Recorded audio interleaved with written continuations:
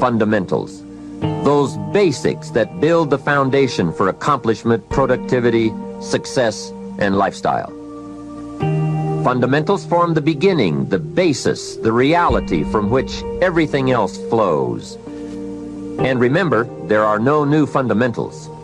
Fundamentals are old, well established. Beware of someone who claims to have a new fundamental. That's like someone who claims to manufacture antiques. We would have to be suspicious, right?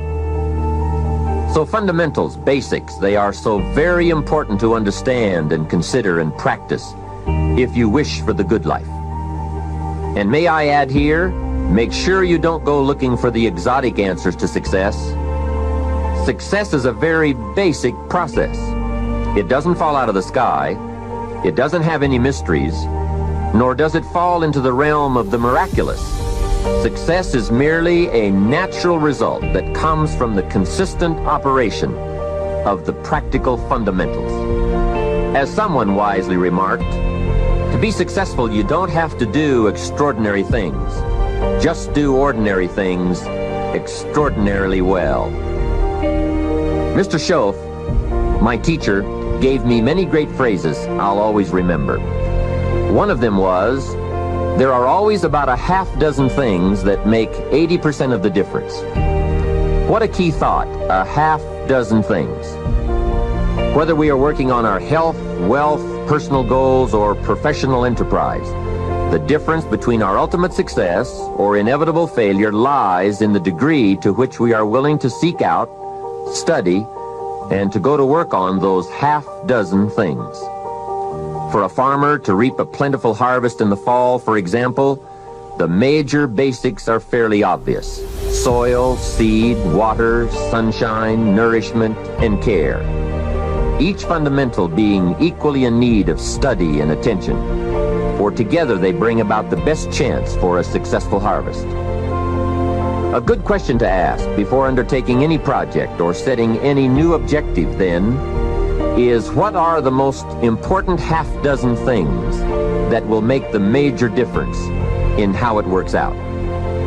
So whether the enterprise is art or architecture, music or sculpture, mathematics or sports, business or farming, success or lifestyle, it's the fundamentals that count. To understand them and to practice them is to take the first intelligent step toward accomplishing your objectives and living your dreams. The second key word for us to consider is wealth. Wealth is a word that brings about a wide variety of mental images, and that is part of my purpose in these cassettes, to provoke that wide variety of mental images, for that is where the dreams are, that is where the inspiration comes from, and that is where true incentive is born. The mystery and mixture of mental image, the stuff and the staff of life. Its right use, its constant use is the way to a life unique and a life abundant.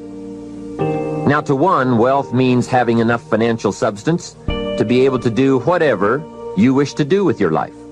To another, it may mean freedom from debt, freedom from the constant claim of obligation. To yet another, it means opportunity.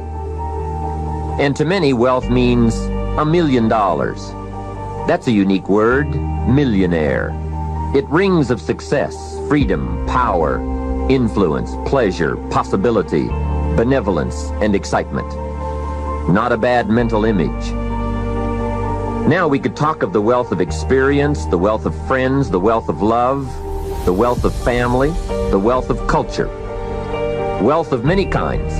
However, in this program, we are more specifically going to talk about wealth in the sense of financial freedom. Wealth that comes from the conversion of effort and enterprise into currency and equity. For each of us, the amount of money required to be wealthy will differ. But the dream for all of us, I'm sure, is the same. Freedom from financial pressure. More freedom of choice, freedom to enjoy, and the opportunity to create and to share. Wealth, the possession of great financial resources that improves the quality of your life and gives you added dignity and expanded lifestyle. So decide for yourself what wealth means to you. Latch on to your own mental image of wealth, and let's see if the ideas I'm about to bring to you will make sense, and perhaps provide you with the inspiration to put the plan into high action, so that as the days pass, you will discover a growing sense of freedom and dignity, self-worth, substance, and lifestyle. The next key word is happiness, the universal quest. Happiness is a joy that most often comes as a result of positive activity. Like wealth, it too has a wide variety of meanings and interpretations. Happiness is both the joy of discovery and the joy of knowing.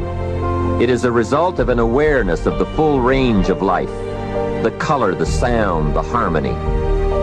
And it is the joy that comes from designing a life and practicing the fine art of living well.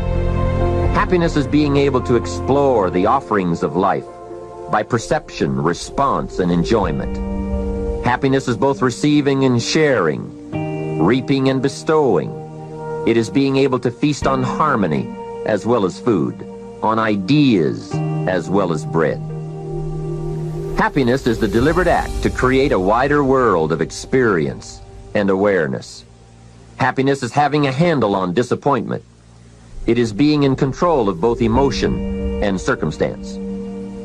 Happiness is freedom from the negative children of fear, such as worry, low self-esteem, envy, greed, anger, resentment, and so on. Happiness is an awareness and a grasp of the positive power of life and loving values. It is an order of thought, activity, and lifestyle. Happiness is values in balance. It is contact with people of substance. Happiness is contentment with the tasks of your life. It is thought inspired by, organized with, and rooted in your personal philosophy. Happiness is a life well lived, in which a wide variety of experiences are deliberately captured to become an invaluable form of currency for you to spend and invest in your own better future. Happiness is activity with purpose. It's love in practice. Happiness is both a grasp of the obvious as well as an awe of the mysterious. But for most people around us, happiness seems to be either something left behind or something yet to be discovered. Like all the good things in life, happiness is elusive by nature, but not impossible to capture. A major key for bringing joy into our lives lies in the next word we shall briefly examine: discipline. If there is a magic word that stands out above all the rest, this is the one: discipline. And in this program, you'll discover how positive this word is.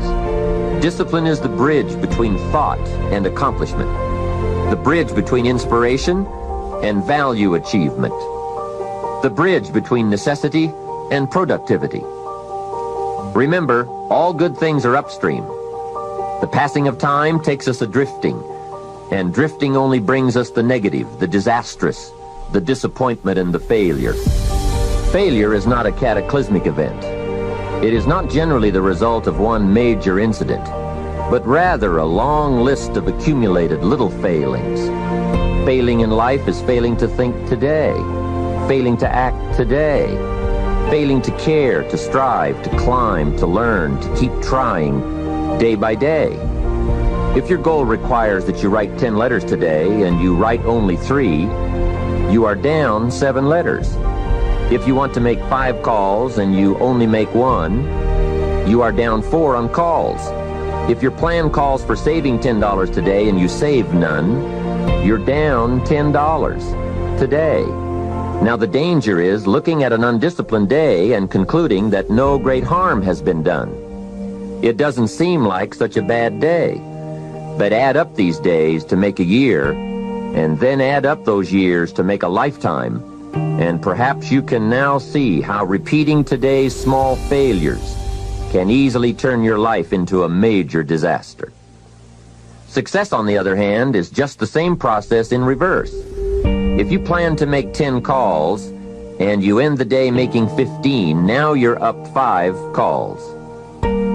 If you then get up a few on letters, move up the savings numbers, you can see what a massive difference it could make in a year, and what wealth and accomplishment awaits for a lifetime. Discipline is like a set of magic keys that unlocks all the doors of wealth, happiness, sophistication, culture, high self-esteem, pride, joy, accomplishment, satisfaction, and success. The first key to discipline is awareness of the need for and the value of discipline, and especially the discipline to make the changes. What will it take? What must I do? And what must I become to get all I want from my life?